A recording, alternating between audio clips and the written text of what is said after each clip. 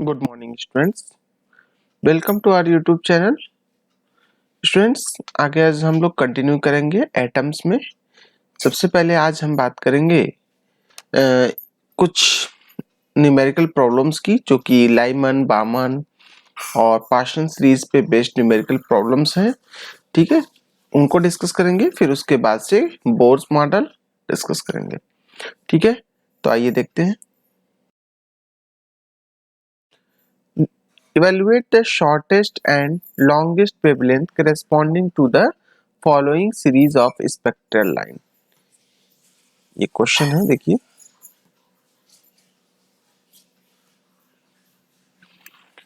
Shortest and longest wavelength corresponding to the following series of spectral line। Lyman series, Paschen series and Brackett series। तो अब इसमें Lyman series के लिए क्या होता है formula? 1/λ is equal to r 1/1 square minus 1/n square. For shortest wavelength lambda minimum n has to be maximum. n क्या होना चाहिए? मैक्सिमम होना चाहिए। मतलब मैक्सिमम इसकी वैल्यू क्या हो सकती है? Infinite. So 1/λ max is equal to r 1/1 square minus 1/इनफाइनाइट, दैट इज 0। ये हो जाएगा equal to 1/r। Lambda max की वैल्यू यहाँ से 1/r की इक्वल होगी। r की वैल्यू 10967 सेंटीमीटर होता है।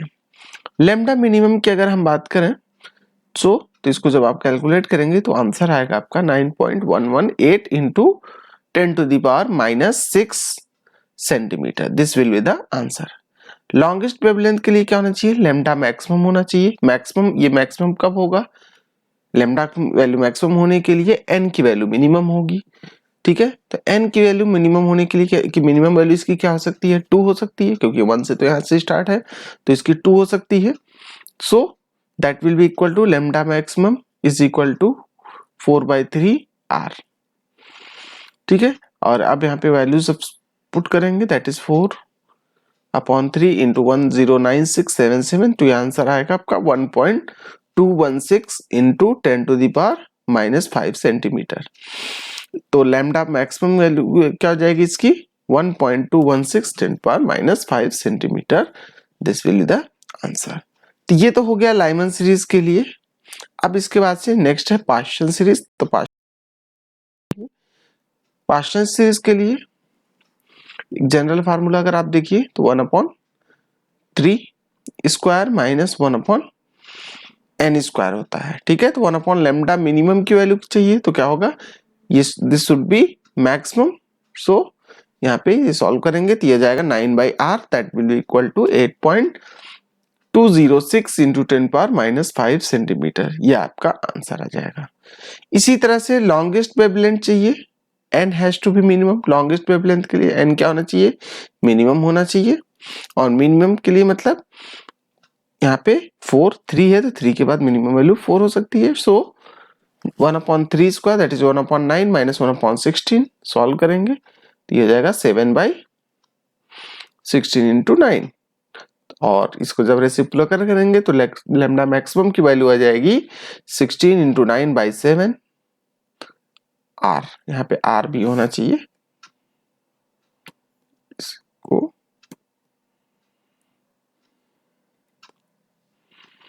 यहाँ पे आपका r भी होगा। ठीक है, तो सीधे आपका आंसर आ जाएगा यहाँ पे 16 इंटू 9, क्योंकि यहाँ पे आप जब सॉल्व करेंगे तो यहाँ पे हो जाएगा 1/9 माइनस 1/16। तो 16 minus 9 that will be equal to 7, और 7/16 इंटू 9। तो हम यहाँ पे रेसिप्रोकल करेंगे तो क्या जाएगा? 7/r। ठीक है, तो अब यहाँ पे क्या जाएगा आंसर आपका? लैम्डा मैक्सिमम वैल्यू 16 इंटू 9 और यहाँ पे इंटू 7 भी होगा। ये आपका इंटू 7 होगा यहाँ पे। ठीक है, 10697, या सीधे आप यहाँ पे इंटू 7 भी करेंगे। ठीक है, तो मल्टीप्लाई करने के बाद आंसर आपका अप्रोक्सीमेटली ये आएगा। इसी तरह से ब्रैकेट सीरीज के लिए आप लेंगे तो उसमें भी क्या होगा? 1/λ minimum is equal to R, bracket के लिए 4 से स्टार्ट होता है, तो 1/4 का स्क्वायर माइनस 1/इनफाइनाइट स्क्वायर दैट इज 16/r हो जाएगा। यहाँ पे 16/r सॉल्व करेंगे तो आंसर आपका आएगा ये। ठीक है, for longest wavelength lambda maximum क्या होनी चाहिए, मिनिमम होनी चाहिए। एन की वैल्यू मिनिमम होने के लिए क्या होगा, 4 है तो यहाँ पे 5 सॉल्व करेंगे तो क्या जाएगा 25, यानी एलसीएम लेंगे 1/16 माइनस 1/25, तो यहाँ पे 25 इंटू 16 नीचे आ जाएगा और 25 माइनस 16 दैट इज 9, रेसिप्रोकल करेंगे तो क्या आ जाएगा 25 इंटू 16/9 आर। सॉल्व करेंगे ये वैल्यूज पुट करके आर की वैल्यू, तो आपका आंसर आएगा 4.052 into 10⁻⁻4 centimetre.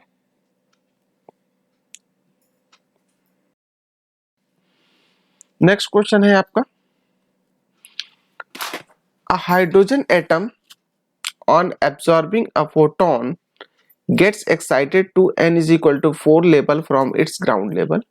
What is the wavelength and frequency of the photon? तो given n की वैल्यू 4 दे रखी है, 1/λ की वैल्यू क्या आ जाएगी यहाँ पे बामा सीरीज में अगर आप देखोगे, क्योंकि यहाँ पे n की वैल्यू क्या हो रही है एक्साइटेड टू 4, फोर्थ लेवल पे एक्साइट हो रही है, कहां से 2 से लेके 4 तक, यानी कि बामा सीरीज के लिए अगर आप देखेंगे तो क्या जाएगा 1/n square that is 2 square minus 1/n square, n की वैल्यू यहाँ पे 4 है। सो सॉल्व करेंगे इसको तो आपका आंसर आएगा 4.86 इंटू 10⁻⁻5 सेंटीमीटर। उसी तरह से फ्रीक्वेंसी अगर आपको निकालनी है तो वेवलेंथ मिल गया, तो v is equal to c/λ या simply nu is equal to c/λ, क्योंकि न्यू लैम्डा किसके इक्वल होता है c के लिए, c is the speed of light. यहां से सॉल्व करके आपको फ्रीक्वेंसी मिल जाएगी 6.1 इंटू 10⁻14 हर्ट्ज। ठीक है, नेक्स्ट है आपका Bohr's model of hydrogen atom, जो कि बहुत ही इंपॉर्टेंट है। यहाँ पे देखिए ड्रॉबैक, सबसे पहले क्या था कि बोर्स मॉडल क्यों आया, क्या रीजन थे। ठीक है, तो जाहिर सी बात है रदरफोर्ड एटॉमिक मॉडल में कुछ ड्रॉबैक्स थे जिसकी वजह से बोर मॉडल की रिक्वायरमेंट हुई। ठीक है, तो drawbacks of Rutherford's atomic model led to the Bohr's model where he came up with the 3 postulate, 3 postulates के साथ वो सामने आया। फर्स्ट पोस्टुलेट क्या हुआ करता था, atom has some specific suitable energy states called stationary state. ठीक है, यानी कि एटम के पास क्या होता था, कुछ सुटेबल एनर्जी स्टेट होते थे जिसको स्टेशनरी स्टेट्स कहा जाता था। ठीक है, where electrons could orbit around the nucleus without emitting radiation, यानी कि ऑर्बिट में न्यूक्लियस के अराउंड विदाउट किसी रेडिएशन को इमिट किए वो रिवॉल्व होता है। सेकंड पोस्टुलेट क्या कहता है, बोर का सेकंड पोस्टुलेट कहता है orbiting of electron occur only in the orbits called stable orbit where electrons angular momentum L is equal to integral multiple of h/2 pi, h is the Planck constant। ठीक है, leading to the quantization of moving electron, और इससे ही समझ में आ गया कि ये quantization यानी कि एंगुलर मोमेंटम जो है क्वांटाइज्ड होता है। ठीक है, तो अब यहाँ पे मूविंग इलेक्ट्रॉन का क्वांटाइजेशन यहाँ पे आपको clear, integral multiple of h/2 pi। So Ln that is the angular momentum is equal to mvr, ठीक है, is equal to nh/2 pi। n is the n integer, h is the Planck constant जिसकी value होती है 6.6 into 10⁻⁻34 joule second. Ln क्या है, angular momentum of electron in nth orbit. Vn is the velocity of the electron in nth orbit, Rn is the radius of the nth orbit, and n is the permitted orbit on which the electron revolve called principal quantum number। ठीक है, जिसको principal quantum number कहते हैं। तो ये तो हो गया इनका फर्स्ट और सेकंड। नेक्स्ट थर्ड पोस्टुलेट क्या था इनका, electron while jumping from higher initial energy state to lower that is final energy state emit a photon of energy equal to energy difference between two energy states and its frequency is given by। ठीक है, मतलब कि जो energy होती थी, यानी कि जब इलेक्ट्रॉन जो है हायर इनिशियल एनर्जी स्टेट से लोअर एनर्जी स्टेट तक जब वो जंप करता है तो वो फोटोन मतलब इमिट करता है, यानी कि कुछ लाइट इमिट करता है जिसकी एनर्जी h न्यू के इक्वल होती है, and that will be equal to the difference between the energy. तो EI मतलब initial energy minus final energy. ठीक है, जैसे यहाँ पे देखिए कि ये यहाँ पे सपोज कि कोई भी मतलब n इज इक्वल टू 3 से n इज इक्वल टू 2 पर कोई इलेक्ट्रॉन जंप कर रहा है या कोई मतलब इमिट कर मतलब मूव कर रहा है, जंप कर रहा है। ठीक है, तो उस केस में यहाँ से कुछ फोटोन रिलीज होगा जिसकी energy delta is equal to के न्यू कहिए या न्यू के इक्वल होती है। Bohr radius, the radius on which electron move around the nucleus in the orbit described by the Bohr model is known as Bohr radius। ठीक है, तो अब यहाँ पे क्या है, जिस पर इलेक्ट्रॉन मूव करता है किसी भी ऑर्बिट में चारों तरफ, उसको हम बोलते हैं Bohr radius. Using second postulate and Rutherford model, तो mvr is equal to nh upon 2 pi, mv square by r is equal to, ये आपका है, ये कहाँ से है, according to this is bore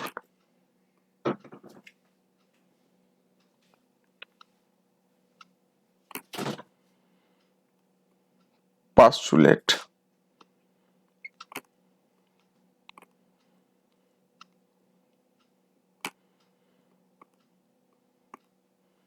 ठीक है, ये आपका बोर पोस्टुलेट।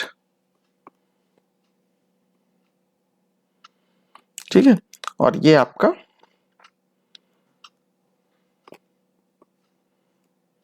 रदरफोर्ड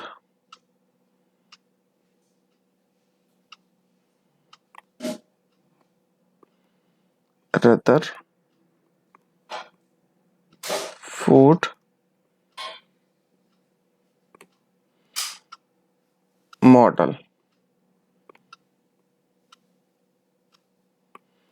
ठीक है, mv square is equal upon r is equal to ze square upon 4 pi epsilon naught r square. Using the value of v square from the both equation, दोनों equation से v square की value अगर आप calculate करेंगे तो क्या जाएगा, यहाँ से v square is equal to, इसको m को नीचे आ जाएगा, r से r कैंसिल हो जाएगा, तो यहाँ पे आ जाएगा ze square upon 4 pi epsilon not mr। ठीक है, और इधर साइड में क्या आ जाएगा, n स्क्वायर h स्क्वायर, क्योंकि ये किसके इक्वल है, यहाँ से v स्क्वायर की वैल्यू अगर आप निकालेंगे तो क्या जाएगा, n square h square upon 4 pi square upon m square r square. दोनों को अगर आप इक्वेट करिए on solving and putting z equal to 1, hydrogen के लिए z की वैल्यू 1 पुट करिए, तो यहाँ पे आंसर आपको मिलेगा r is equal to n square h square upon epsilon naught upon pi m e square. For radius of inner most orbit put n is equal to 1, inner most orbit के लिए n की value क्या होगी 1, so r is equal to क्या जाएगा, h square epsilon naught upon pi m e square. तो आज के लिए बेटा फिलहाल इतना ही, बाकी सारी चीजें हम लोग नेक्स्ट क्लास में कवर करेंगे, और नेक्स्ट क्लास इस चैप्टर का ऑलमोस्ट लास्ट क्लास होगी। ठीक है, नेक्स्ट चैप्टर में आपका मतलब नेक्स्ट क्लास में इस चैप्टर पूरी तरह से वाइंड अप हो जाएगा, कंप्लीट हो जाएगा। Thank you, have a nice day.